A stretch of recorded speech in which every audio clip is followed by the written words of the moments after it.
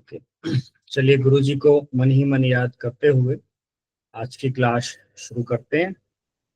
तो सभी लोग यस लिख दीजिए, क्लास स्टार्ट करें। सभी लोग थोड़े जागृत हो जाएं और तैयार हो जाएं, है ना। चलिए,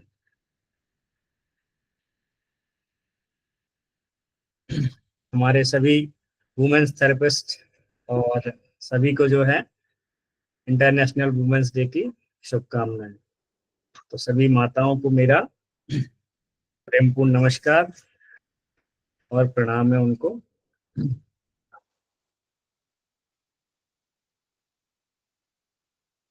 सो टंग डायग्नोसिस एक ऐसा सब्जेक्ट है जिसमें हम हमारे जो डायग्नोस्टिक सिस्टम को इम्प्रूव करने का एक बहुत अच्छा तरीका है। तो डायग्नोस में जो है, जब भी पेशेंट आता है तो पेशेंट की चाल देखकर, पेशेंट का चेहरा देखकर, पेशेंट की जीभ देखकर और पेशेंट का बॉडी का स्ट्रक्चर देखकर और उसके नाखूनों को देखकर बीमारी का अंदाजा लगाया जाता है कि किसी मरीज को क्या बीमारी हो सकती है। तो ज्यादा से ज्यादा सटीक अंदाजा लगाने के लिए आपको एक ही चीज को बार बार कई अलग अलग तरीकों से अध्ययन करना पड़ता है। अभी यहां से जब आप टंग डायग्नोसिस के बारे में सीख के जाएंगे, उसके बाद आप हर पेशेंट की जीभ देखिए और जब आप हिस्ट्री फॉर्म भरेंगे तो उसकी सारी हिस्ट्री लीजिए और उस हिस्ट्री से उसकी टंग को मैच करना कि भाई इस पेशेंट को ये बीमारी है, तो इसकी टंग में क्या क्या चीजें हैं जो मैं भी आपको आगे बताऊंगा। वो चीज आप मैच करेंगे और एक डाटा बनाइए अपने पास। ये आपका अपना एक्सपीरियंस, अपना अनुभव होगा। तो आपको पता चलेगा कि भाई ये बीमारी का पेशेंट आया था तो इसकी जीभ ऐसी थी। ये एक तरह का आपके पास अनुभव इकट्ठा होता जाएगा, जो आपके 10 साल बाद, 20 साल बाद आपके पास इतनी बढ़िया सटीक जानकारी होगी कि आप बता सकते हैं कि इस पेशेंट को जो है इस तरीके की, आप बस खाली इसकी जीभ देखेंगे और आप उसको बोल देंगे भाई ये बीमारी है, तो पेशेंट भी जो है बड़ा आश्चर्य करेगा कि आपने जीभ देख के कैसे बता दिया कि उसके शरीर में ये बीमारी हो सकती है। तो आज की क्लास ये सीखने के लिए है। हम में से कोई भी एक्सपर्ट नहीं है, पर आज की क्लास के बाद आप जरूर आगे चल के एक्सपर्ट बन जाएंगे। तो नेशनल न्यूरोथेरेपी एजुकेशन ग्रुप, जिसका एक ही उद्देश्य है न्यूरोथेरेपिस्टों को सशक्त बनाना और उनको मजबूत करना, उनके नॉलेज के लेवल पर, उनके एक्सपीरियंस के लेवल पर। आपको जहां भी जो भी कमी महसूस होगी उसको पूरा करें। तो आज हम टंग डायग्नोसिस के बारे में देखें।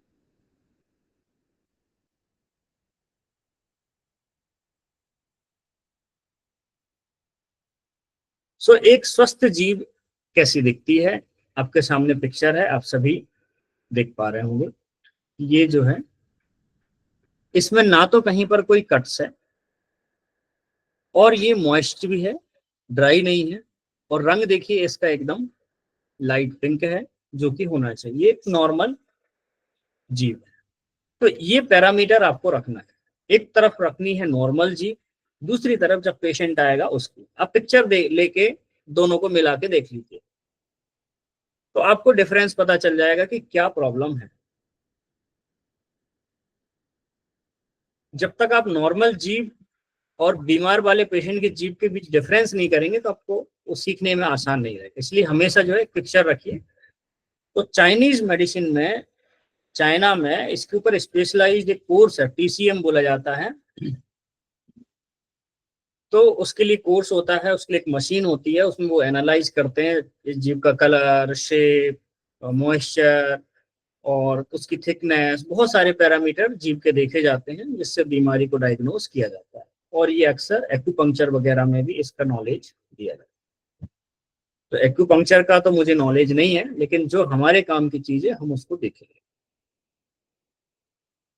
तो ये एक स्वस्थ जीभ है। तो जीभ को आगे हम बढ़ते हैं। तो यह आश्चर्यजनक लग सकता है, लेकिन आपकी जीभ वास्तव में आपके स्वास्थ्य के बारे में बहुत कुछ बता सकती है। मैं एक पिक्चर दिखाता हूँ, उसमें आपको डायग्राम देखने को मिल जाएगा।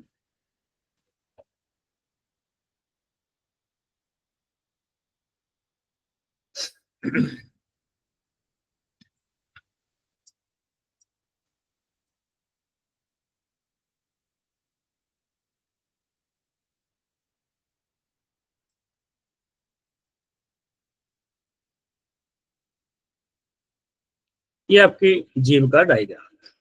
तो जब भी आप ये डायग्राम देखेंगे तो सबसे पहला जो टिप है वो हार्ट, फिर उसके बाद आएगा लंग्स, फिर बीच में आएगा spleen and stomach, left and right gall bladder and liver, उसके बाद इंटेस्टाइन, ब्लैडर और किडनीज, और फिर जो है आपके रिप्रोडक्टिव सिस्टम। तो यहाँ ऊपर से आप देखते चले जाइए, जैसे आपका सर है, गला है, फिर हार्ट है, लंग्स है, जैसे इस तरीके से, मतलब जीभ पर आप देखें कोई इंसान जो है सीधा लेटा हुआ है, जिसका सर जो है उसकी टिप की तरफ है और पैर जो है उसके नीचे की तरफ है, अंदर की तरफ। ये आप समझ सकते हैं इजीली उसको जानने के लिए।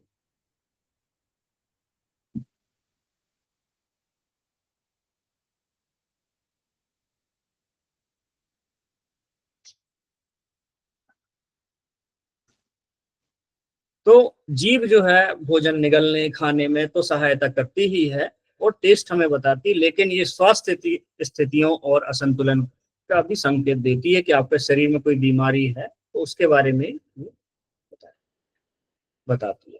तो जीभ को जो है हमारे आंतों का दर्पण कहा जाता है, यानी आंतों में अगर कोई समस्या है तो जीभ बताएगी। तो हमें अभी तक आंतों के बारे में तो पता था, लेकिन अभी ये और भी ऑर्गन का दर्पण है, और भी चीजों के बारे में ये बताएगी, वो हम आज देखेंगे।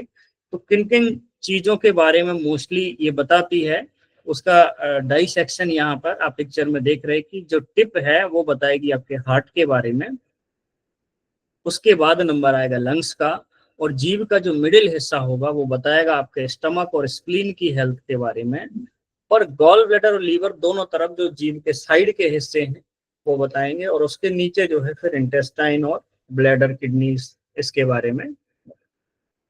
हम सभी को कभी ना कभी हमने देखा होगा अपनी जीभ जब हम सुबह साफ करते हैं तो एक कोटिंग रहती है उस पर। तो ये कोटिंग भी जो है बहुत कुछ कहती है, वो हम अभी आगे देखें।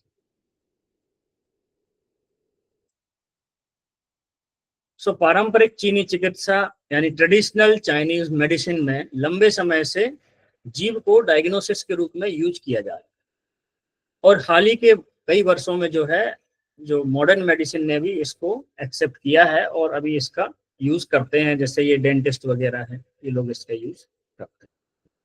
तो इस क्लास में हम पता लगाएंगे कि आपकी जीभ आपके स्वास्थ्य के बारे में क्या बता सकती है, और आप इस ज्ञान का उपयोग खुद की बेहतर देखभाल करने के लिए भी कर सकते हैं। तो जीभ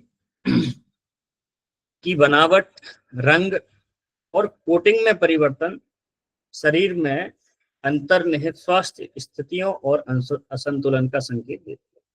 तो changes in the appearance, colour, texture and coating of the tongue can indicate underlying health condition and imbalance in the body. तो सबसे पहला हम देखेंगे कलर। तो कलर के बारे में देखते हैं।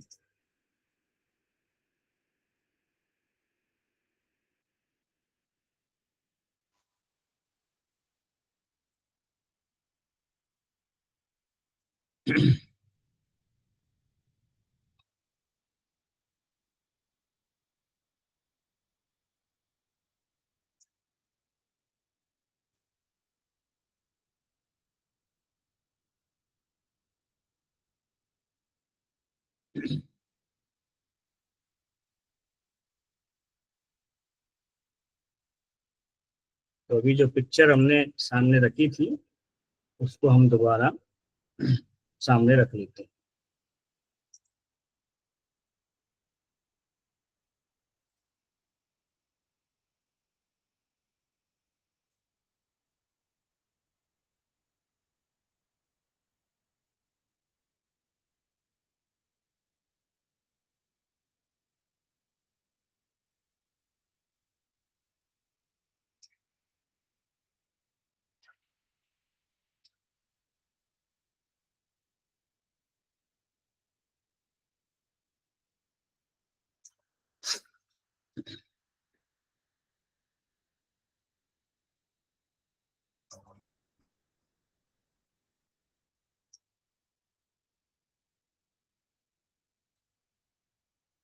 तो स्वस्थ जीव का रंग आमतौर पर गुलाबी होता है।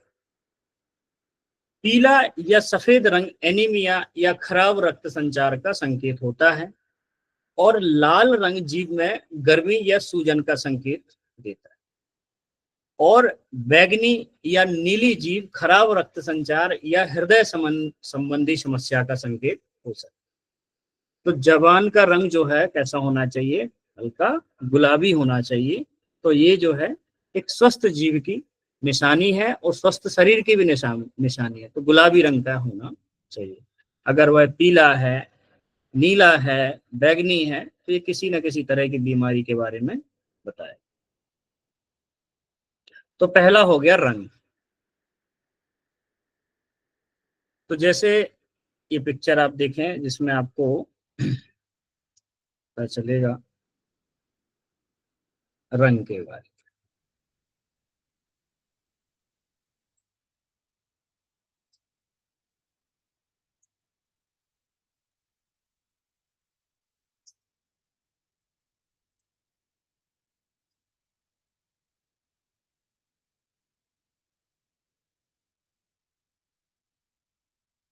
तो ये पिक्चर में आप देख सकते हैं, आपके सामने पिक्चर है,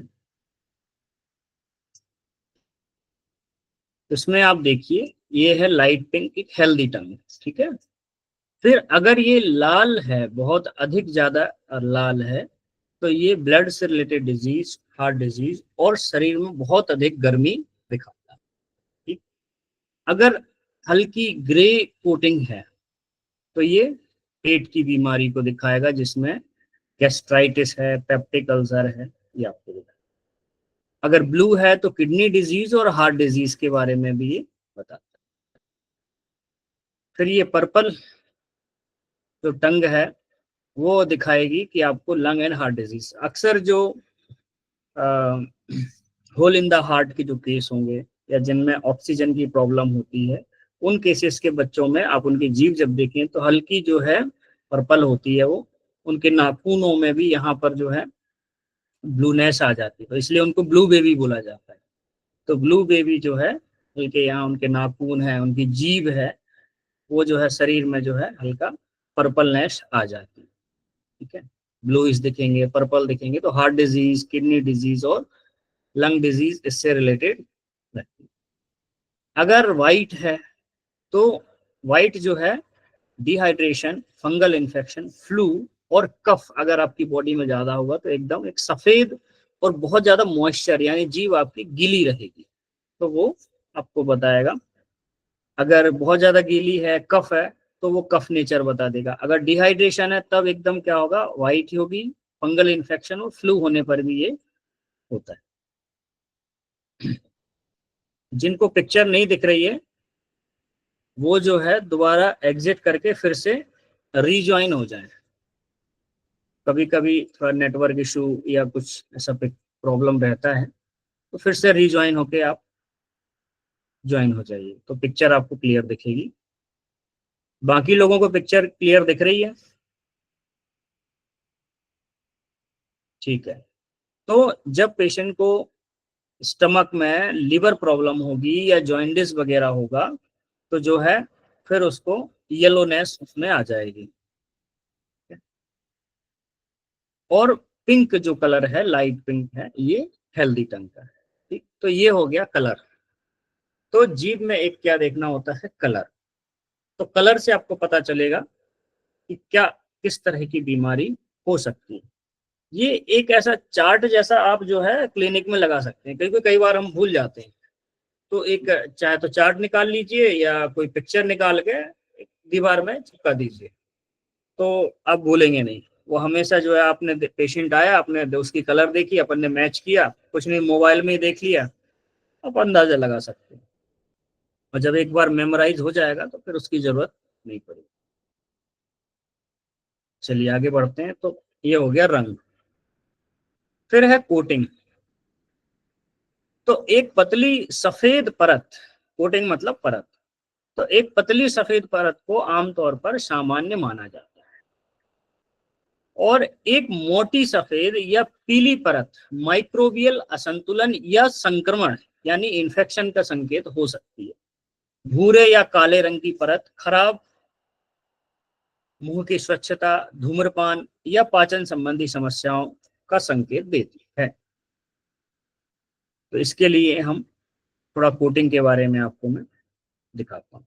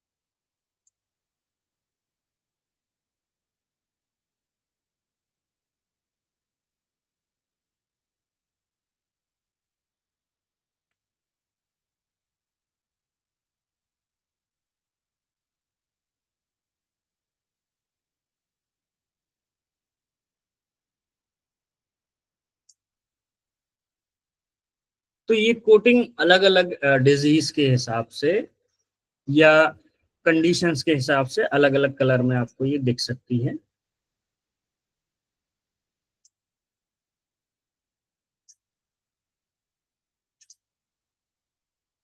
ये देखिए कुछ इस तरह से कोटिंग आपको दिखेगी डिजीज के, जब मान लो कोई डिजीज है तो ऐसी एक एग्जाम्पल के तौर पे आप देख लीजिए।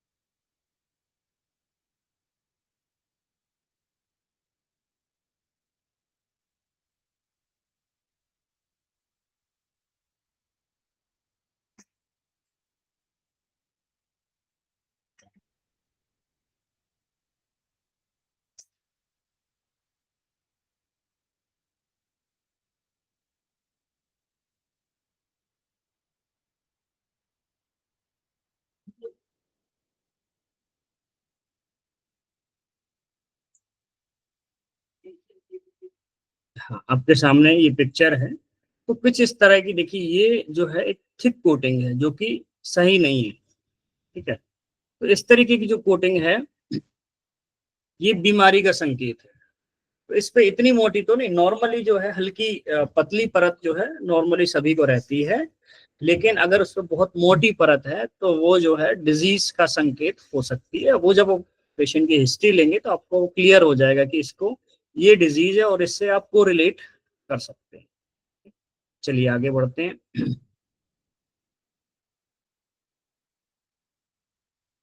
फिर है बनावट। तो बिना किसी दरार या उभार वाली चिकनी जीभ को आमतौर पर स्वस्थ माना जाता है।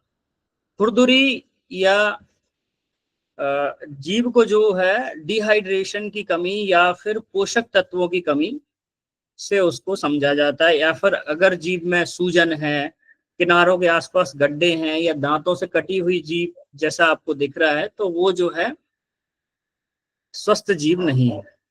जैसे मैं आपको एग्जाम्पल के तौर पर अभी दिखाता हूँ।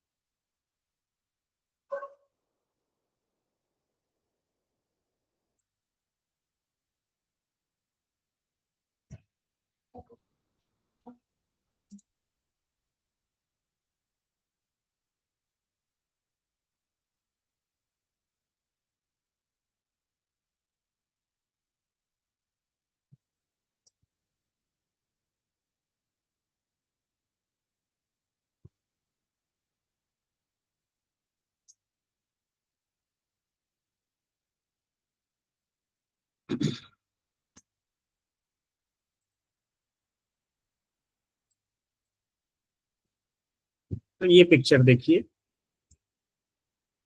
इसमें आप देखेंगे अलग अलग तरह की जीव। तो यहाँ पर जो आप देख रहे हैं, एक पर्पल जीव दिख रही है आपको, ठीक है। फिर यहाँ पर एक आप कोटिंग वाली देख सकते हैं, इसमें व्हाइट फर जो दिख रहे हैं। तो ये नॉर्मल नहीं है, यहाँ कट्स देख सकते हैं। तो ये है उसका शेप वगैरह जो है, बनावट, टेक्सचर कैसा है, उससे भी आपको पता चलेगा कि किसी तरह की कोई बीमारी तो नहीं। फिर कुछ स्पेसिफिक एरियाज होते हैं।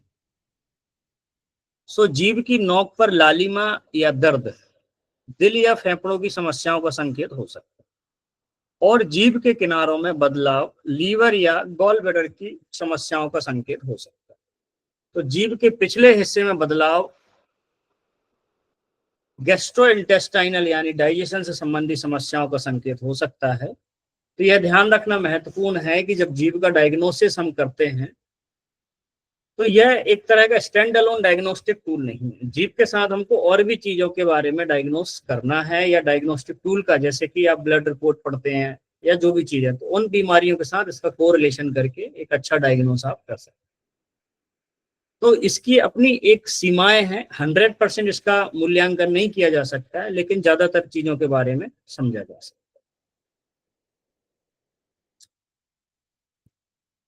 अब जीभ का स्वास्थ्य जो है, पोषण यानी कि खाने से किस तरीके से प्रभावित होता है, आपका आहार आपकी जीभ की बनावट को कैसे प्रभावित करता है।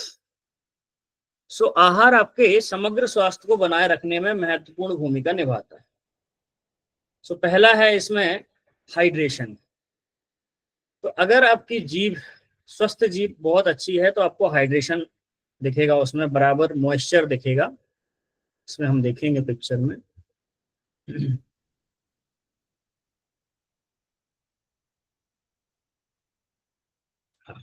ये आप जो देखिए यहाँ पर पिक्चर में, ये फर्स्ट पिक्चर जो है कॉर्नर में, ये इसमें आप प्रॉपर हाइड्रेशन देख सकते हैं।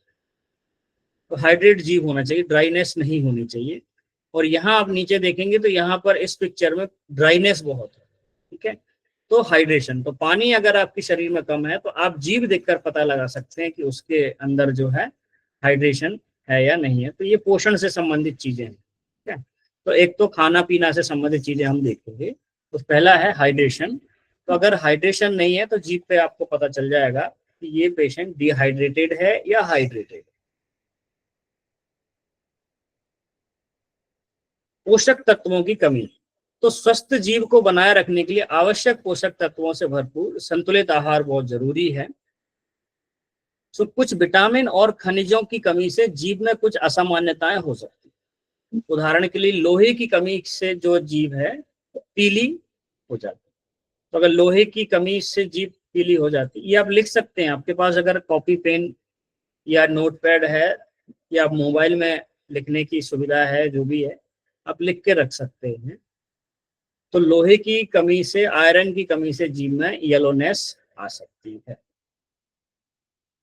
विटामिन B12 की कमी से न्यूरोथेरेपी में हम देखते हैं पेलाग्रा नाम की जो है डिजीज देखने को मिलती है, जिसमें काली जुबान हो जाती है, और उसके साथ साथ इससे जीभ चिकनी और लाल भी दिख सकती है विटामिन B12 की कमी से, और साथ में जीभ में दर्द हो सकता है। तो लोहे की कमी में और फॉलिक एसिड की कमी, यानी कि दोनों ही ब्लड से रिलेटेड डिजीज हैं। तो लोहे की कमी और फॉलिक एसिड की कमी से जीभ चिकनी और पीली हो सकती है। तो इस तरीके से आपका पोषण जो है जीभ को प्रभावित करता है।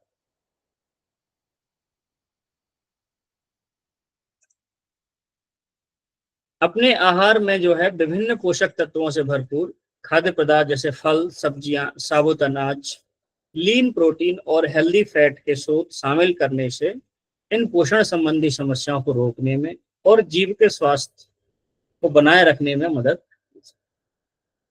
अब अगला पॉइंट है एसिडिक और मसालेदार खाद्य पदार्थ। तो अत्याधिक एसिडिक खाद्य पदार्थ जैसे खट्टे फल, टमाटर या सिरका, या अत्याधिक हाई फ्राइड फूड जो है, मसालेदार फूड है, उनका सेवन करने से जीभ जो है डिस्टर्ब हो सकती है, उसमें लालिमा, सूजन या फिर जो है संवेदनशीलता जैसे अस्थायी परिवर्तन पैदा कर सकते हैं। यदि आप अपनी जीभ पर कोई प्रतिकूल प्रभाव देखते हैं तो उन खाद्य पदार्थों का सेवन कम करना चाहिए।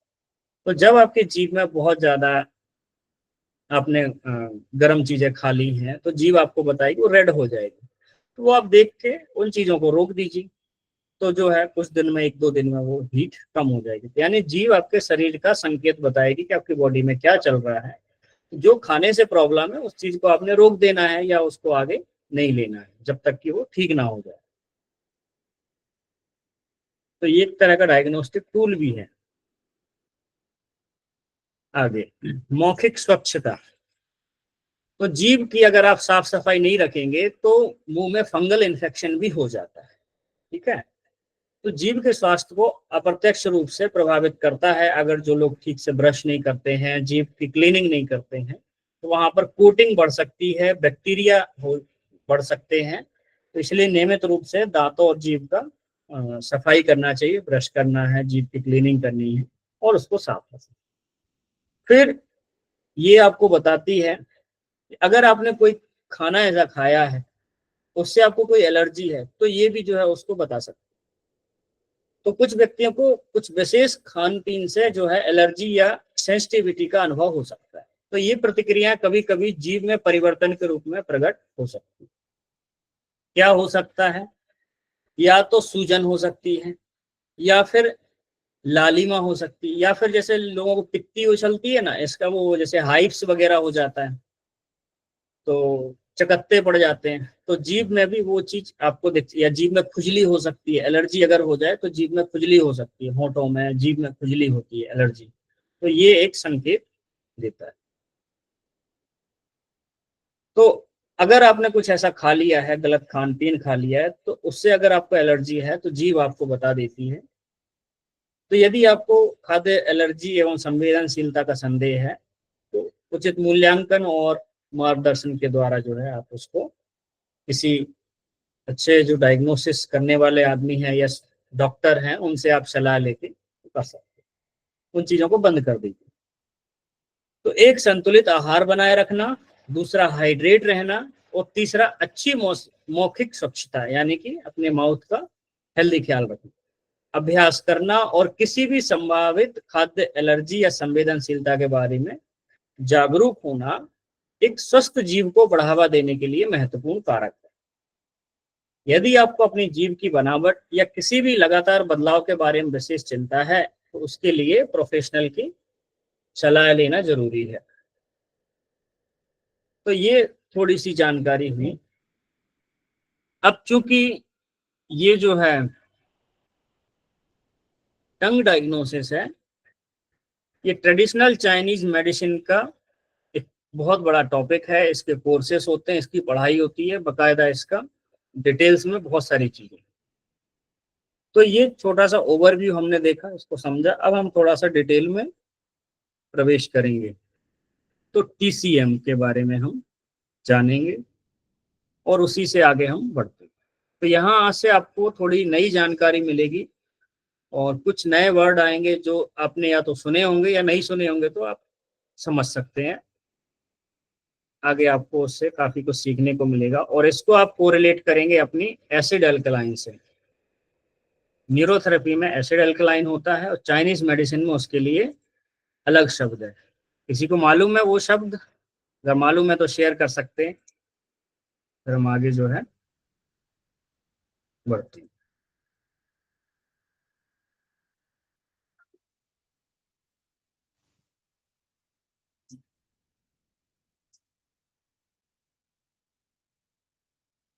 Yes, very good. Yin and yang.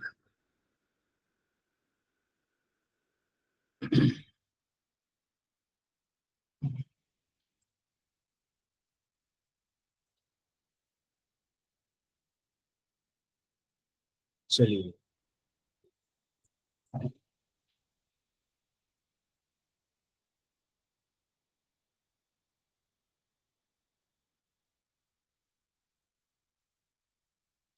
तो पहले हम इन्हीं शब्दों को क्लियर करेंगे, ये आपके लिए थोड़ी नई चीज होगी, तो ध्यान से सुनिएगा। मैं पूरी तरह से आपका एक्सप्लेन करूंगा और दिमाग में ये चीज डालने की कोशिश करूंगा कि आपके दिमाग में ये चीज पक्का हो जाए और आप भूलें ना।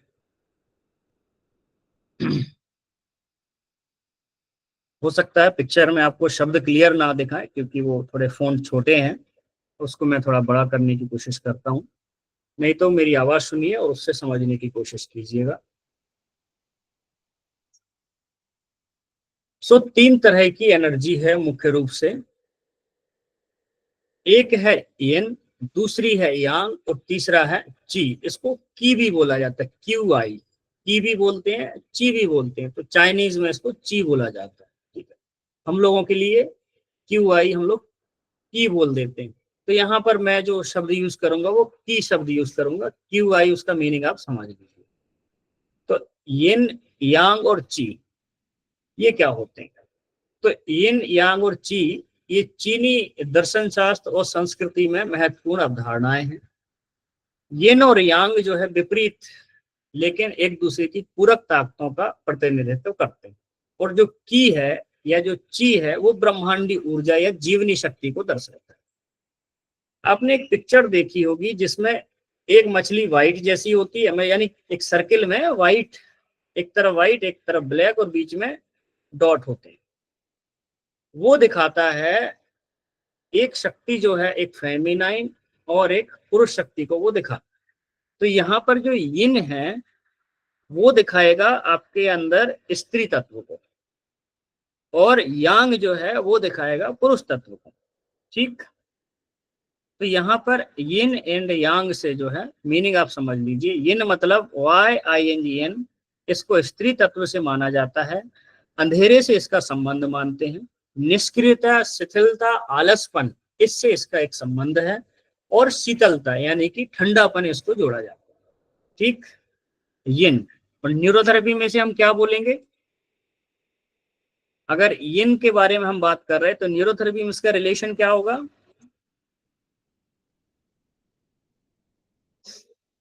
लिख के बताइए चैट में।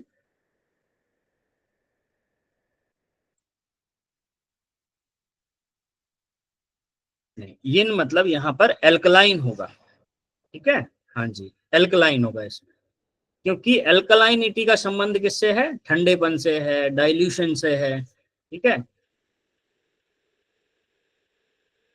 तो यिन यहाँ पर जो है स्त्री तत्व, अंधकार, निष्क्रियता और शीतलता यानी कि ठंडेपन से। तो जो ठंडी बीमारियां हैं, कफ रिलेटेड संबंधित समस्याएं हैं, उनमें यिन एनर्जी बढ़ जाती है।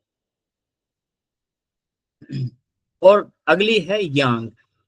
तो यांग जो एनर्जी है इसका संबंध है पुरुषत्व से, अंधेरे का उल्टा प्रकाश, निष्क्रियता का उल्टा सक्रियता और शीतलता का उल्टा उष्णता या गर्मी। तो यांग जो है वो यांग एनर्जी जो है ये पुरुषत्व का संकेत है, प्रकाश का संकेत है, सक्रियता और उष्णता का इससे संकेत। तो ये दोनों एनर्जी हमारे शरीर में मौजूद होती हैं और इन दोनों के संतुलन से ही शरीर स्वस्थ रहता है, ठीक है। यिन एंड यांग का जो प्रतीक है वो है एक काला और एक सफेद भाग एक सर्किल के अंदर जो एक दूसरे में मिले हुए। तो स्त्री तत्व और पुरुष तत्व इन दोनों के मिलने से जो है ये जीवन बनता है। जैसे हमारे हिंदू शास्त्रों में क्या दिखाया गया है? अर्धनारीश्वर, भगवान शिव को अर्धनारी, जिनमें स्त्री तत्व भी मौजूद है और पुरुष तत्व भी मौजूद है। इसी तरह चाइनीज ट्रेडिशनल मेथड में क्या है? यिन एंड यांग है और ये एक ही दुनिया। फिर जो तीसरी एनर्जी है ची या की, ये क्या है? जीवन ऊर्जा का संकेतक है। तो जो हम जीवित हैं, हमारे अंदर एनर्जी है, प्रसन्नता है, कॉन्फिडेंस है, ये हमें दिखाता है कि हमारी की जो है या ची जो है वो बढ़िया है।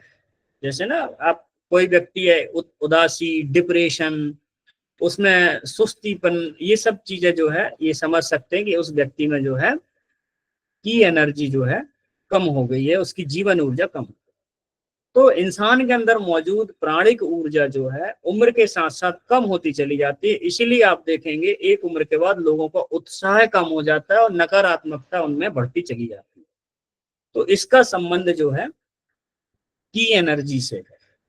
और किसी के अंदर कफ से संबंधित बीमारियां हैं, आलसपन है, निष्क्रियता है, उसके जीवन में अंधकार है, तो उसका मतलब है उसके अंदर यिन एनर्जी जो है बढ़ चुकी है। और किसी के अंदर हाइपर एक्टिव है, बहुत ज्यादा ओवर एक्टिव हो रखा है, पुरुषत्व है, गुस्सा है, ये चीजें जो है, गर्मी है, तो ये दिखा रहा है उसके अंदर यांग एनर्जी बढ़ सकती है। अब ये यांग एनर्जी किसी महिला में भी बढ़ सकती है और किसी पुरुष में यिन एनर्जी भी बढ़ सकती है। तो ये इन्हीं चीजों का हम डायग्नोस करके हम इलाज कर सकते हैं। भाई जिसके अंदर जो है एसिड बढ़ा हुआ है या यांग बढ़ी हुई है, तो उसके लिए हम एसिडिक चीजें रोक देंगे और एल्कलाइन चीजें दे देंगे, तो उसकी ऊर्जा बैलेंस हो जाएगी। ठीक है।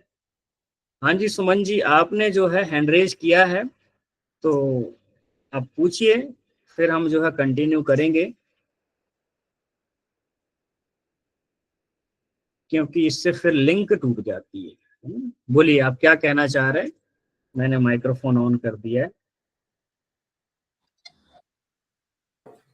नहीं तो उस समय आप वो पूछ रहे थे ना यिंग और यांग के लिए, जी उसके लिए मैंने किया था, क्योंकि मुझे कुछ थोड़ी प्रॉब्लम है इसमें टाइपिंग करने में। हाँ, नहीं अभी आपको बहुत कुछ मैं ऐसा देने वाला हूँ जिससे आपको बड़ा आसान हो जाएगा चीजों को समझना, और खुद की हाँ जी, एनर्जी हाँ को भी जी, आप समझ जाएंगे। हाँ जी, हाँ जी, है ना, चलिए ठीक है आगे सर, बढ़ते थैंक यू। हैं।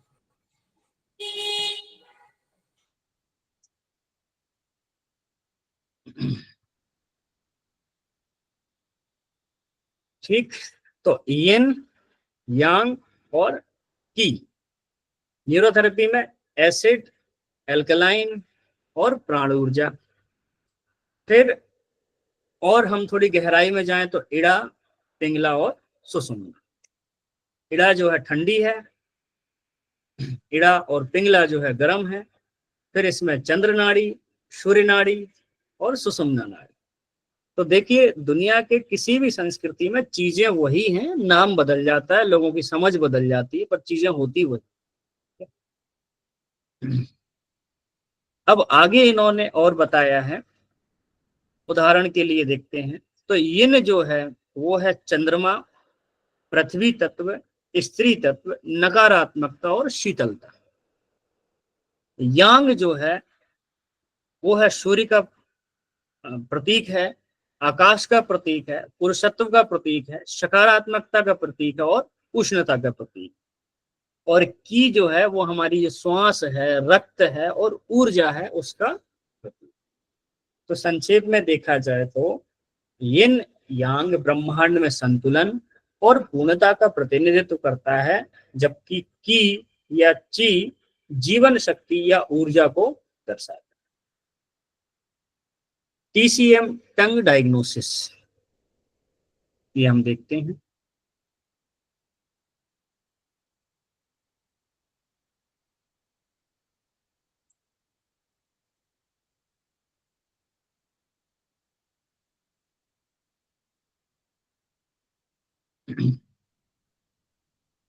मैं आपके सामने ये रखता हूं।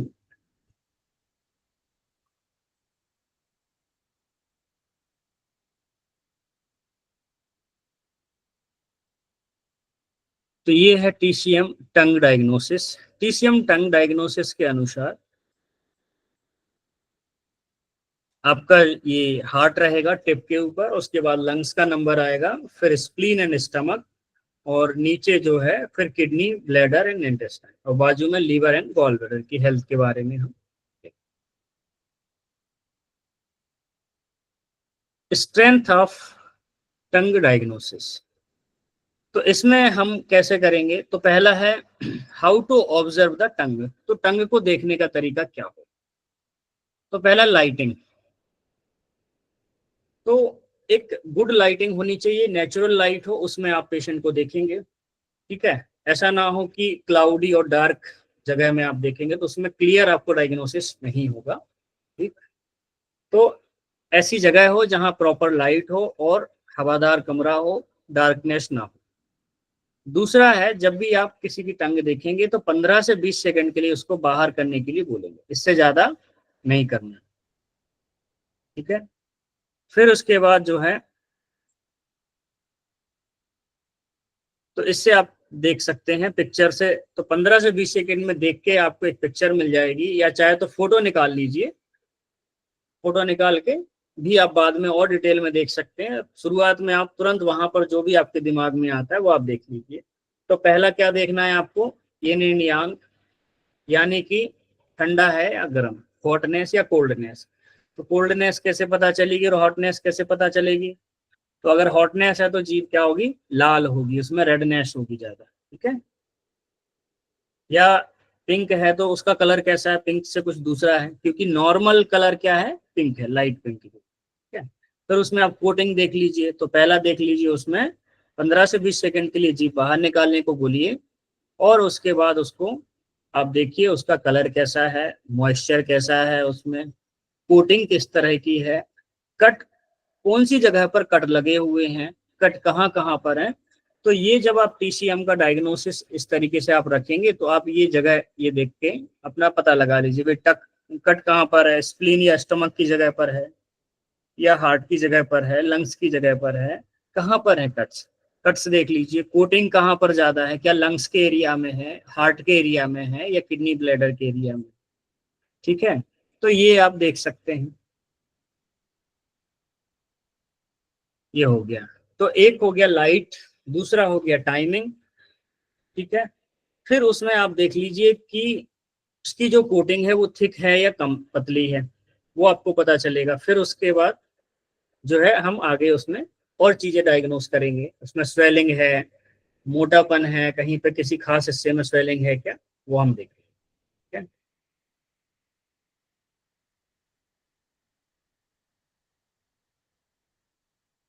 अभी मैं सवाल नहीं लूंगा, आप चैट में लिख दीजिए, अगर जरूरी लगेगा तो फिर मैं उसको ले लूंगा।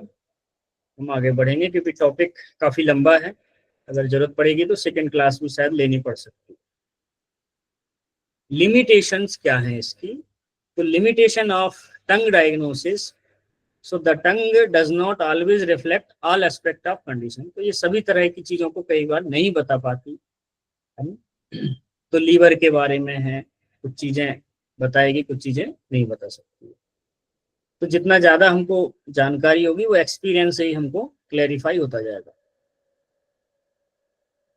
Order of observation of the tongue, तो इसमें आपको क्या करना है, उसका बॉडी कलर, बॉडी शेप, या यहाँ पर टंग के कलर की बात हुई तो टंग का कलर, टंग का शेप, उसकी कोटिंग, उसमें मॉइस्चर, और सेम उस आदमी के अंदर जो है इस तरीके की एनर्जी है ना, उसकी उत्साहनेस, उसमें डिप्रेशन है क्या, ये सारी चीजें पता चलेंगी। 5 चीजें हम उसमें देखते हैं। तो ये है नॉर्मल टंग, आपके सामने पिक्चर। तो नॉर्मल टंग कैसी होगी, जिसमें बॉडी उसका कलर क्या होगा, रेड हो सकता है, पिंक हो सकता है, पिंक, पेल रेड या पिंकिश। बॉडी शेप ना तो ज्यादा पतली, ना उसमें स्वेलिंग भी नहीं होगी, कड़क भी नहीं होगी, फ्लफी भी नहीं होगी, और विदाउट क्रैक, कोई भी क्रैक नहीं होगा उसमें। ये ध्यान रखिए, क्रैक है इसका मतलब कोई प्रॉब्लम है। तो जिस हिस्से में क्रैक है उस हिस्से से संबंधित उसको कुछ इशू हो सकता है। फिर कोटिंग देखना है, तो पतली व्हाइट कोटिंग हो सकती है जो इजीली टंग क्लीनर से निकल जाएगी। लेकिन अगर डिजीज होगी तो वो कोटिंग इजीली टंग क्लीनर से निकलने के बाद भी वो दोबारा आ जाएगी, यानी कि पूरी तरह से जाएगी नहीं। मॉइस्चर कैसा होगा, स्लाइटली मॉइस्ट होगा। Shane with Shane, fresh, radiant, brilliant, कैसा है उसका, जीभ को देख के आपको कैसा लग रहा है, फ्रेश लग रही है, उसमें उसकी शाइनिंग कैसी है। तो ये सारी चीजें आपको देखनी। जैसे किसी व्यक्ति को आप देखते हैं ना, तो कभी कभी एकदम वो फ्रेश दिखता है, चेहरे पे एक एनर्जी दिखती है, और कभी कभी आप देखेंगे बिल्कुल अभी सोकर ही उठ के आए, कोई एनर्जी नहीं है या लेथार्जी है। तो ये चीज आपको देखनी। तो नॉर्मल टंग के पैरामीटर्स ये हैं। फिर हम डिजीज के बारे में आगे उसको देखेंगे।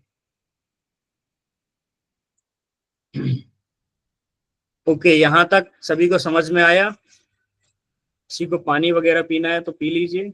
हाँ, और आपका सवाल मैं ले लेता हूँ तब तक। सुखविंदर जी। हाँ जी, बोलिए सुखविंदर जी। सर आपने एक डायग्राम दिखाया था, वो मेरे को डायग्राम फिर से देखना था सर, टंग वाला जो डायग्राम था। टीसीएम का। सर जिसमें लिखा हुआ था लिवर किडनी वगैरह, जो टंग का जो डायग्राम था सर, मेरे को मैं वो बताता हूँ। डायग्राम देखना हाँ था हाँ, सर। एक मिनट, ये ले लीजिए, फोटो ले लीजिए, यही वाला हाँ ना। जी सर, हाँ जी, हाँ जी sir, thank you sir, thank you sir. ठीक है। पीछे सर, पीछे सर, हाँ पीछे। ये। Thank you so much sir. हाँ ले लीजिए, इसकी पिक्चर ले लीजिए, और नहीं तो बाद में मैं ग्रुप में भी डाल दूंगा, क्लास वाले ग्रुप में। एंड सर एक बात और कहनी थी जी। सर, कुछ वर्ड आप इंग्लिश में भी एक्सप्लेन कर दिया करो सर प्लीज। मेरे हाँ थोड़ा मैं हिंदी में कोशिश हार्ड टाइम करता हूँ। रहता है सर। हाँ हाँ हाँ, मैं कोशिश करूंगा, इसीलिए मैंने कुछ इंग्लिश का भी रखा है, कुछ हिंदी का भी। Yes sir, thank you so much sir. ठीक है, ओके चलिए। Sir, thank you sir.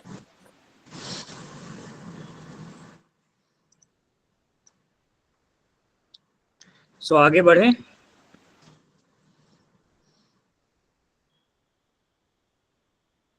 चलिए, तो आगे बढ़ते हैं यहाँ से। हाँ बोलिए वीरेंद्र कुमार जी, फिर हम आगे बढ़ते हाँ। हैं। हरिओम सर, नमस्कार। नमस्कार जी। सर ये किसी की अगर टंग में नीचे से लेके और लास्ट तक अगर कट है बीच में, जी। उसका क्या वो हो सकता है सर? कभी कभी वो नेचुरल कट भी आता है, वो डिजीज से संबंध उसका नहीं रहता है, ओके। वो नेचुरल कट भी रहता है किसी किसी को। फिर भी हमें क्या है, इसमें पूरी पूरी बीमारियां क्लियर नहीं है, तो जी। उसमें हमने देखना है उस पेशेंट का बॉडी स्ट्रक्चर कैसा, हमें अंदाजा लगाना है कि उसमें क्या क्या एबनॉर्मेलिटी है, तो उससे भी आपको एक पता चल जाएगा। ठीक है। Right sir. Okay. Thank you sir. हाँ जी। ऋषु आर्या जी, पूछिए मैडम।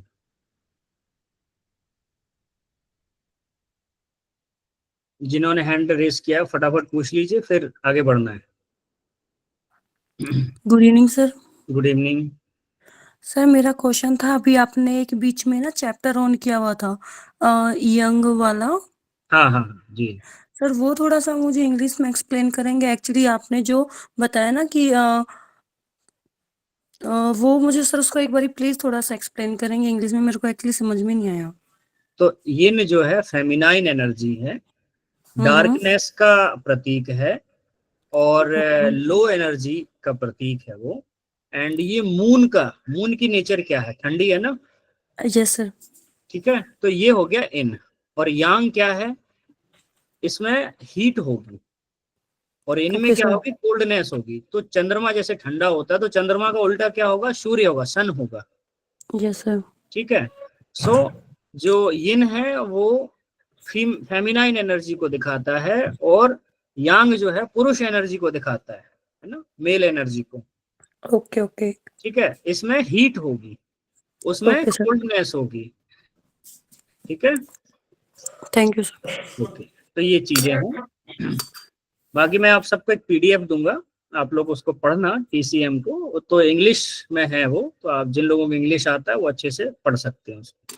ठीक है। बाकी यहाँ पे क्योंकि क्या है, बहुत सारी चीजें इंग्लिश में अवेलेबल नहीं, तो उनको हिंदी में ट्रांसलेट करके मुझे समझाना पड़ता है ना। सर आप ये पीडीएफ ना नेशनल वाले ग्रुप में सेंड कर देना, क्योंकि नहीं, कई ये बार ये मैं ना मिल नहीं क्लास पाता ग्रुप में सर। डालूंगा ये। सर क्लास ग्रुप में एक्चुअली कई बार ये ना मिल नहीं पाते हैं हमें पीडीएफ, इसलिए बोल रही थी। हाँ हाँ ठीक है, मैं देख लूंगा जैसा भी है। Okay, thank you sir. चलिए। ओके, हाँ जी। नेक्स्ट महिमा, आप पूछिए। Good good evening sir. Good evening. Sir अगर अपन को छाले होते हैं जी। तो जो टंग में जो टंग के जो कोने मतलब गॉल ब्लैडर की वो बॉर्डर वाली पे होते हैं मतलब दोनों साइड में, और जो मुंह के जो उस तरफ में होते हैं मतलब दांत के पीछे वाले, तो क्या डिफरेंस है सर उसमें? तो हो सकता है आपके लीवर में गर्मी हो, इन्फेक्शन हो, और मल्टीविटामिन की कमी हो, और पेट आते जो है आंतों में डाइजेशन प्रॉपर ना हो, तो ये 4-5 चीजें हो सकती हैं एक ही चीज के बारे में। ठीक है। तो क्या कर सकते हैं फिर इसमें सर हम लोग? फिर इसमें हमको देखना है, उससे बात करनी है पेशेंट से कि कुछ खाने के बाद आया क्या, क्या लंबे समय से आपका पेट खराब है क्या, अगर पेट खराब है तो पेट का ट्रीटमेंट लीजिए, कुछ खाने के बाद इन्फेक्शन हुआ है तो इन्फेक्शन का ट्रीटमेंट उसको देना पड़ेगा। ठीक है। और अगर उसके लीवर, हम न्यूरोथेरेपी का डायग्नोसिस भी यूज करेंगे, दूसरी डायग्नोस्टिक मेथड भी यूज करेंगे और जीभ को भी देखेंगे, ठीक है। तो सब चीजों का कोरिलेशन करके फिर हमारा ट्रीटमेंट बनेगा। अगर उसको लीवर पॉइंट में भी दर्द है तो हो सकता है उसके लीवर में गर्मी हो, तो लीवर के पॉइंट का दर्द निकालिए। तो इस तरीके से ट्रीटमेंट आप दे सकते और सर अभी जब अपन जीभ उल्टी करते हैं हैं। जी तो दो एक पतली वेन सी जाती है, वेन हाँ, टाइप, वो जो वहाँ एक रक्त संचार पहुंचाती हैं जीभ को, वो क्या पहुंचाती है वो? ब्लड सर्कुलेशन के लिए, बस, जीभ के लिए। तो वो एकदम ब्लू होती है क्या सबकी? सबकी सभी की होती है, वो देखने में ही लगती है वैसे। अच्छा, जी थैंक यू ठीक सर। है। हाँ जी, पवित्र कौर जी आप पूछिए, फिर इसके बाद हम सर लोग आगे हाँ जी बढ़ेंगे। सर, मैंने पूछना था कि 12B की कमी से जीभ में पेन होता है ना क्या सर? चीज, फिर से उस बोलिए। विटामिन बी की कमी से हाँ हाँ जीभ जी में दर्द होती है, जी। तो सम उस विटामिन बी को हम पूर्ति कैसे करेंगे उसकी? एक तो डाइट से मिल जाएगा, यस और सर। डाइट में जैसे डेयरी प्रोडक्ट वगैरह में मिल जाता है, दही में है, थोड़ा सा हेल्पफुल होगा, या मिल्क से मिलेगा। और हमारा न्यूरोथेरेपी का B12 फॉर्मूला दे दीजिए उसको, और B12 का ठीक पॉइंट भी चेक कर लीजिए, तो आपको कंफर्मेशन हो जाएगा उसकी जीभ का स्ट्रक्चर से और पॉइंट से भी। सर, B12 का पॉइंट कौन सा होगा फिर? थोड़ा B12 का बता पॉइंट सकते हम हैं? लेफ्ट साइड चेक करते हैं ना न्यूरोथेरेपी में, हिप के ऊपर, यस सर। Yes sir. ठीक है। ठीक सर, ठीक है। चलिए okay sir, thank you. Okay, तो अब हम आगे बढ़ते हैं।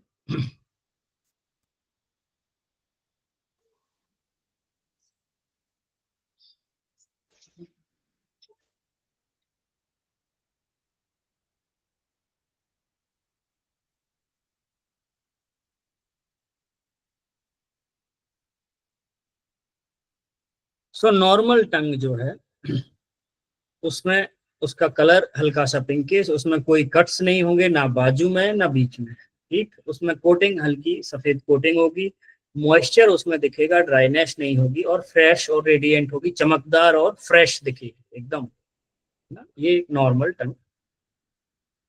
टोपोग्राफी ऑफ द टंग, तो टंग को 3 भागों में बांटा गया है, लोअर बर्नर, मिडिल बर्नर और अपर बर्नर, ठीक। अपर बर्नर में आपके आएंगे, आपका हार्ट आएगा और लंग्स आएगा। हार्ट को HE से डिनोट किया जाएगा और लंग्स को LU से डिनोट करते हैं, ठीक है। तो यहाँ पर आप 2 एरिया देख सकते हैं, हार्ट का एरिया और लंग्स का एरिया। अब आप यहाँ देखिए, ये जो टिप है, टिप एकदम रेड हो रखी है, पिंक की जगह रेड, तो यहाँ पर ये हीट है। और टिप के ठीक नीचे जो है, यहाँ रेडनेस और रेड स्पॉट है, ये भी हीट का प्रतीक है, ठीक। तो लंग्स में हीट है और हार्ट में भी हीट है। तो टोपोग्राफी के अनुसार जीव को 3 भागों में बांटा है, अपर बर्नर, मिडिल बर्नर और लोअर बर्नर। तो अपर भाग में क्या आ जाएगा, अपना हार्ट और लंग्स, फिर उसके बाद स्प्लीन और स्टमक। लोअर बर्नर में आपके किडनीज आ जाएंगे, इंटेस्टाइन आ जाएगी, ठीक है, और रिप्रोडक्टिव ऑर्गन आ जाएंगे यहाँ पर। फिर बाजू में आपके आ जाएंगे गॉल ब्लैडर एंड लीवर आ जाएंगे। टंग एरियाज, तो जो टिप है, अब जैसे यहाँ देखो, ये जो जीव है ये नॉर्मल नहीं है, ठीक है। इसमें एक भी जीव जो है, सिर्फ एक ही जीव है जो थोड़ी ठीक है, वो कौन सी है, ये वाली। अब यहाँ एरिया देख लीजिए। सो हार्ट का एरिया हो गया टिप, जो जीव की टिप होगी वो हार्ट। लीवर कहाँ होगा, साइड में होगा, ये जो जीव का साइड वाला हिस्सा है ये लीवर होगा। पिक्चर सभी को बराबर दिख रही ना, क्योंकि ये पिक्चर से ही समझ में आएगा। हाँ, तो हार्ट होगी जीव की टिप, और जो साइड का भाग होगा, हाँ साइड का जो भाग होगा जहां मेरा कर्सर है, ये होगा लीवर का, ठीक। अब साइड एंड टिप मिलके जो बनाएंगे, लीवर एंड हार्ट को देख सकते हैं। तो यहां से ये जो हिस्सा है, यहाँ हार्ट की टिप और साइड, ये हो गया लीवर, ठीक है। स्टमक, जो सेंटर एरिया है जीव का, वो होगा stomach. Stomach and spleen side in central section, ठीक, यहाँ पर जो है सेंट्रल सेक्शन के दोनों तरफ का जो एरिया है ये स्टमक एंड स्प्लीन का एरिया है। फिर लंग्स, फ्रंट थर्ड, जीभ का थर्ड पार्ट जो है आगे से, तो ये लंग्स का, टिप के बाद सेकंड भाग जो आएगा ना टिप के बाद, वो होगा आपका लंग्स। तो पहले हार्ट, फिर लंग्स, फिर स्टमक एंड स्प्लीन, फिर उसके बाद इंटेस्टाइन। तो ऐसे पीछे की तरफ बढ़ते जाएंगे। जैसे आदमी सीधा लेटा हुआ है तो पहले क्या आ जाएगा उसका, ये एरिया मान लीजिए आप उसको, है ना, वो हार्ट आ गया, लंग्स आ गया, फिर स्प्लीन और स्टमक आ गया। आजू बाजू में आपके लीवर, गॉल ब्लैडर है, और टंग के जो पिछले हिस्से में आपके इंटेस्टाइन, किडनीज वगैरह। ठीक है, अब यहाँ पर आप देखिए टंग्स में कितनी एबनॉर्मलिटी दिख रही है देखने से। तो पहली पिक्चर में आप देखिए, यहाँ पर थोड़ा इग्नोर करने की कोशिश कीजिए, यहाँ पर कट्स हैं, एक तो मिडिल कट्स है, तो ये स्टमक में इसको स्वेलिंग हो सकती है, अल्सर हो सकते हैं, गैस्ट्राइटिस हो सकता है। ठीक है, फिर यहाँ साइड में भी कट्स हैं, तो लीवर से रिलेटेड कोई इशू इसको हो सकता है। ठीक, अब इसमें जो देखिए, इसमें यहाँ हल्की स्वेलिंग दिख रही है लीवर के एरिया में। ठीक, लीवर या गॉल ब्लैडर से रिलेटेड इशू हो सकता है। हार्ट के एरिया में हल्की रेडनेस बहुत ज्यादा है। ठीक, लीवर एंड हार्ट के जो है साइड के एरिया में यहाँ पर स्वेलिंग है, और यहाँ बीच में मिडिल कट है। ये जो है बीमारी का संकेत है। किसी किसी की जीभ काफी ज्यादा बटी हुई होती है, वो किसी किसी को नेचुरल वैसी आती है, वो अलग चीज है। तो इस तरीके का ये जो कट है, ये भी जो है बीमारी का संकेत है। फिर इसमें जो है कोटिंग है, हल्की डार्क कोटिंग है। ये जीभ थोड़ी ठीक है, पर इसमें थोड़ा सा पेट में हीटनेस दिख रही है। फिर यहाँ पर आप देखेंगे जहाँ कर्सर है, इसमें काफी सारे कट्स है, इसका मतलब इस पेशेंट का जो है डाइजेशन बहुत पुअर है। फिर यहाँ पर रेड स्पॉट जो दिख रहे हैं, ये बता रहा है कि इनके लंग्स एरिया में, थोड़ा स्टमक के एरिया में इनको जो है क्या है, हीट बढ़ी हुई है, गर्मी बहुत ज्यादा। गर्मी मतलब यांग एनर्जी। ठीक है, और न्यूरोथेरेपी के अकॉर्डिंग एसिडिक कंडीशन में है ये पेशेंट। ठीक है, तो इस तरीके से आप डायग्नोस करेंगे। चलिए आगे बढ़ते हैं। Differentiation between liver and spleen की स्वेलिंग। तो लीवर और स्प्लीन की स्वेलिंग में डिफरेंशिएशन कैसे करेंगे?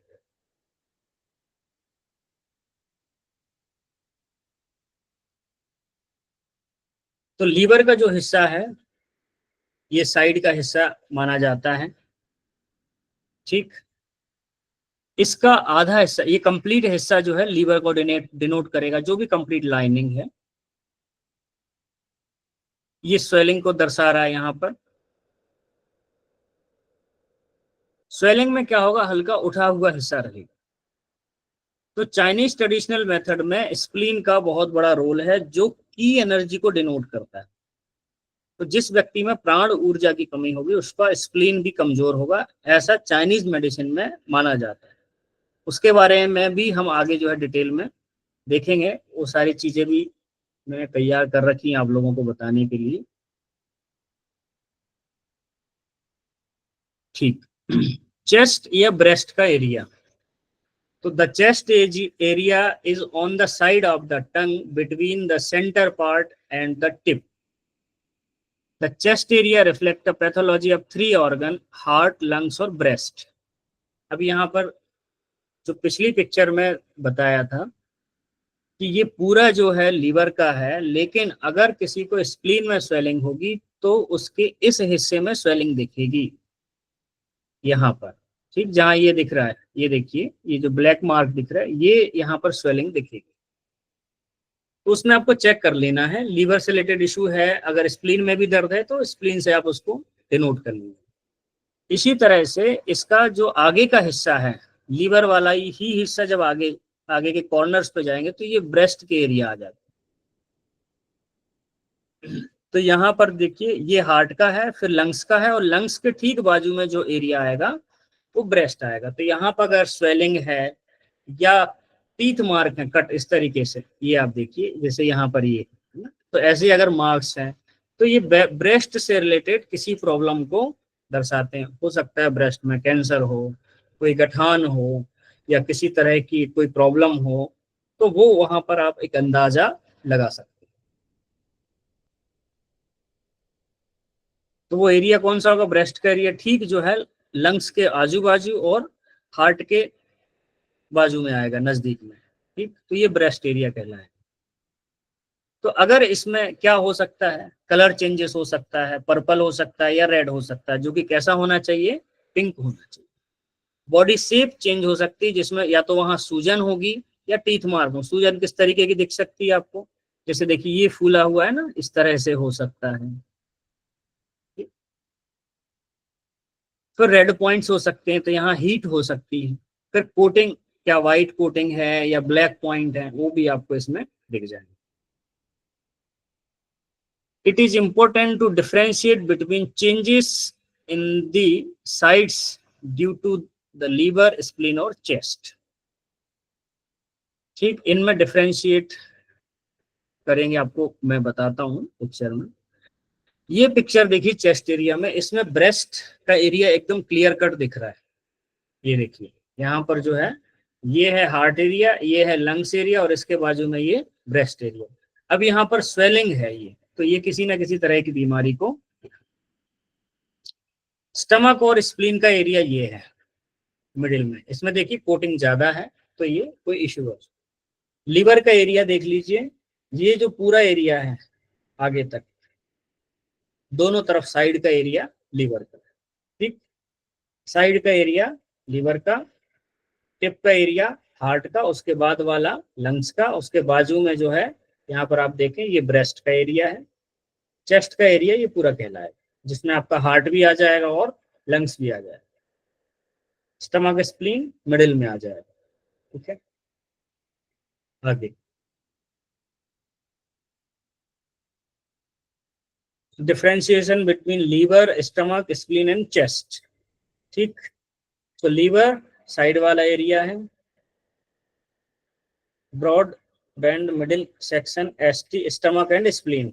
तो स्प्लीन का जब डिजीज देखेंगे तो यहाँ भी हम इसका एक हिस्सा देखेंगे, लीवर के बीच वाला हिस्सा, स्प्लीन अगर वहां स्वेलिंग है तो वो दिख जाएगा, ठीक। चेस्ट या ब्रेस्ट जो है ठीक बाजू में आप देखिए, ये हिस्सा जो है ब्रेस्ट के बारे में जानकारी देगा।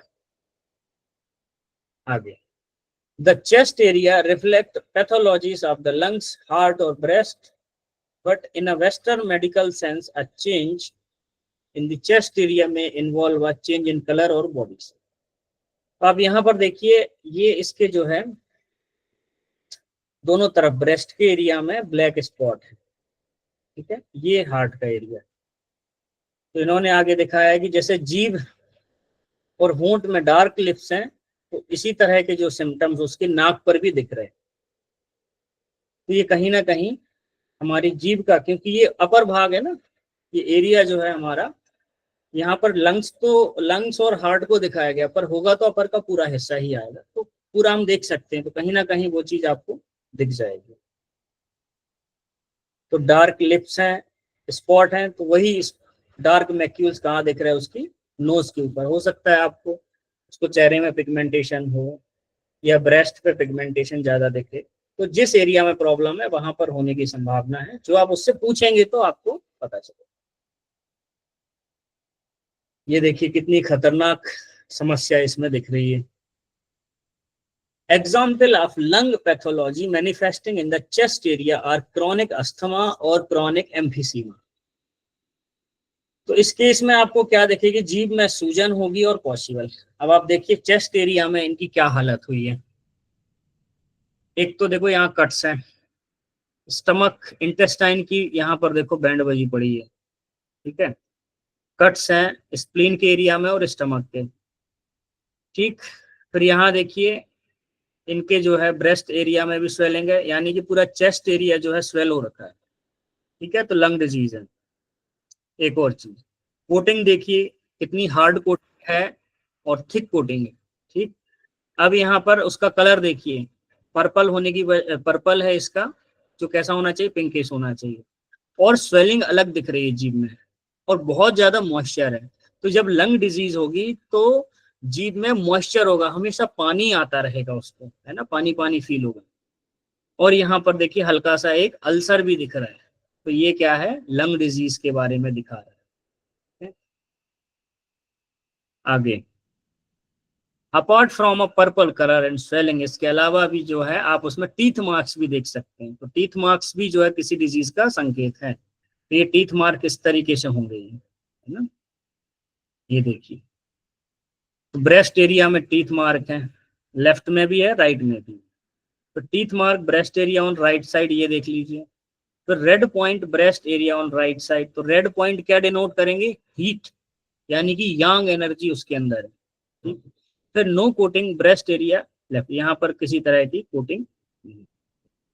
अब यहाँ पर देखें, so teeth marks only in the breast area indicate usually a problem in the breast in women. Possible क्या होगा, carcinoma occurring against a background of severe की डेफिशिएंसी, यानी कि उसके अंदर जो लाइफ एनर्जी है, प्राण ऊर्जा है, उसकी काफी कमी हो जाए। रेड पॉइंट क्या दिखाते हैं, red points in the breast area indicate toxic heat, यानी कि ऐसी हीट जो बॉडी को डैमेज करती है, इतनी ज्यादा हीट बॉडी में, toxic heat in the lungs और ब्रेस्ट।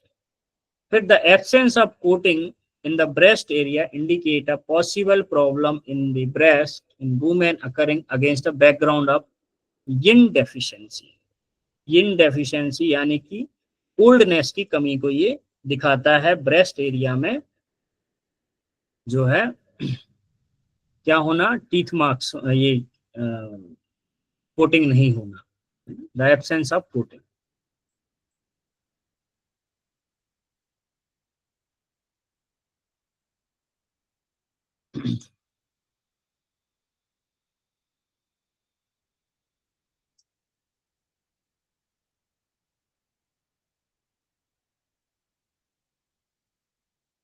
हाँ, बहुत बढ़िया आशुतोष जी, आपने बहुत बढ़िया बात कही, और ये मैं पहले भी बोल चुका हूँ।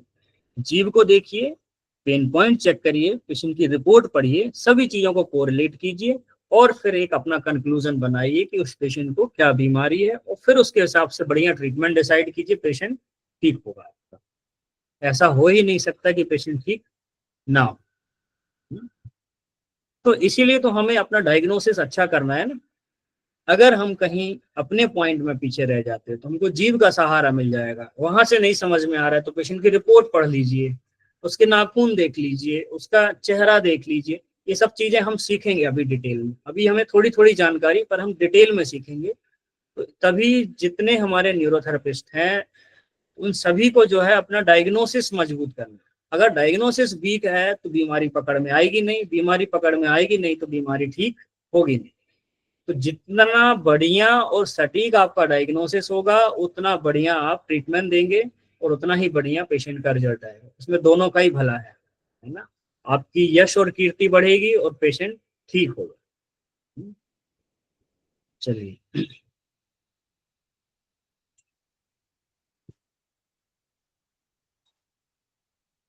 तो यहां तक क्लियर है, आप सभी को समझ में आया? आगे बढ़े, कुछ डाउट है तो अभी क्लियर करते हैं। वैसे भी 10:25 हो गया है। मुझे लगता है ये सेकेंड पार्ट में हमको जाना पड़ेगा, तो नेक्स्ट क्लास तक जो है ये कंप्लीट हो पाएगा। थोड़ा सा और देखते हैं, फिर उसका और अगर तो भी है।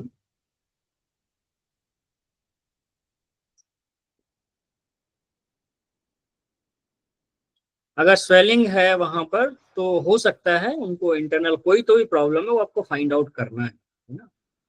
हो सकता है वहां पेन हो, टेंडरनेस हो ब्रेस्ट के अंदर, वो पता चलेगा। ठीक है शेषांत जी, अब पेशेंट से बात करें, बात करने से ही बीमारी पता चलेगी, बिना बात किए कुछ नहीं होगा। So in conclusion, as far the heart is concerned, we can say that the tip reflect a pathology of the heart in a Chinese। तो ये देखिए, ये टिप है। अब यहाँ पर ये जीव देखते लगता है, इसमें देखिए कितना डिहाइड्रेशन है, इसके अंदर पानी की कमी है। पहली चीज, रेडनेस बहुत ज्यादा यानी कि हीट है। So heart heat from emotional problem, तो ऐसा कोई व्यक्ति जिसको इमोशनल प्रॉब्लम होगी तो यहाँ पर भी वो रिफ्लेक्ट कर जाए। सो प्रॉब्लम ऑफ शेन, इसमें while the chest area reflect a pathology of the heart in the western sign, example coronary heart disease, तो एक अंदाजा मान के चल सकते हैं कि उसको शायद हार्ट डिजीज है। तो आप उसकी जो ईसीजी देख लीजिए। ईसीजी अगर देखना नहीं आता है तो जो उनकी दूसरी हार्ट की रिपोर्ट है उनका भी आप अध्ययन कर सकते हैं। तो हमें अपना मजबूत करना है डायग्नोसिस, तो हम सभी चीजों को कोरिलेट करके देखेंगे तो हमें पता चलेगा। अब chest aerial heart blood stasis, heart में जो है टॉक्सिन्स ब्लड में बहुत ज्यादा बढ़ जाए तो इस तरीके का जीव दिखेगी। अब यहाँ पर देखिए ये जो ब्रेस्ट एरिया है ये दबा हुआ है, यहाँ पर हल्की कोटिंग है, रेडनेस है, पर्पल है और व्हाइट कोटिंग है, और यहाँ पर जो है सीवियर डाइजेस्टिव इश्यूज हैं इस व्यक्ति को जो है। फिर यहाँ पर देखें आप लीवर के एरिया में यहाँ पर स्वेलिंग है ना लोअर, तो ये शायद गॉल ब्लैडर की प्रॉब्लम भी हो सकती है, लीवर की भी हो सकती है। ये पूरा एरिया स्वेल हो रखा है इनका दोनों तरफ का। ठीक, तो इस तरीके से आप देख के बारीकी से जब डायग्नोज करेंगे तो पता चलेगा। हाँ, इसके बाद नेक्स्ट टॉपिक आएगा यिन यांग और की के बारे में आपको कंप्लीट सिखाऊंगा मैं, जितना ज्यादा से ज्यादा हो सकता है उसकी बारीक से बारीक डिटेल्स। फिर उसको कैसे मेंटेन करना है, कैसे बैलेंस करना है उसके बारे में बताऊंगा। यिन को कैसे बैलेंस करेंगे, यांग को कैसे बैलेंस करेंगे और की को कैसे बैलेंस करेंगे, ये तीनों को हम नेक्स्ट क्लास में देखेंगे। तो आज हमने देख लिया ये टंग डायग्नोसिस का। तो सेकंड क्लास कंप्लीट होने के बाद फिर मैं आपको जो है आगे की चीजें बताऊंगा। क्या यहाँ तक आपका जो जरूरी था टंग डायग्नोसिस का चैप्टर वो क्लोज है। अभी यिन एंड यांग के और की एनर्जी के बारे में हमें देखना है, तो वो चलेगा।